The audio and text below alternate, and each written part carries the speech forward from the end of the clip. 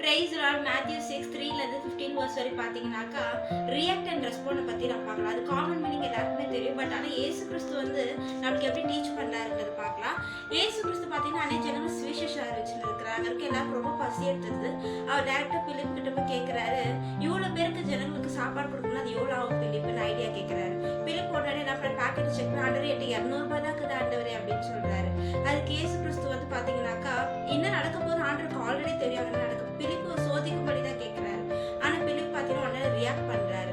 ஏசுமா கூடவே இருந்தார் பிலிப். ஏசுமா சில அற்புதங்களை பார்த்துருக்காரு. ஆனால் ஒரு நிமிஷம் வந்தோட சிச்சுவேஷன் பார்த்து ரியாக்ட் பண்ணிடுறாரு. இன்னைக்கு நம்ம லைஃப் பார்த்தீங்கன்னா சிச்சுவேஷன் பார்த்து உடனே நம்ம ரியாக்ட் பண்ணிடுறோம். ஆனால் 11ஆம் வசனத்தில் பார்த்தீங்கன்னாக்கா ரொம்ப அழகாக சொல்லப்படுது. என்னன்னாக்கா ஆனால் 5 மீன் எடுத்து ஸ்தோத்திரம் பண்ணி அதை பார்த்தீங்கன்னா பெருக செய்யறாருங்களாம். இன்னைக்கு நம்மளும் பார்த்தீங்கன்னா வெறும் தேங்க்ஸ் கிவிங் பண்ணி நம்ம எல்லாத்தையும் ரிசீவ் பண்ணிக்கணும், ரெஸ்பாண்ட் பண்ண கற்றுக்கணும். சிச்சுவேஷனை பார்த்து ரியாக்ட் பண்ணாமல் ரெஸ்பாண்ட் பண்ண கற்றுக்கணும். எஃபிஷியன்ஸ் 1:3 சொல்லப்பட்டிருக்கு. எல்லாம் ஆண்டவர் ஆல்ரெடி முடிச்சுட்டாரு.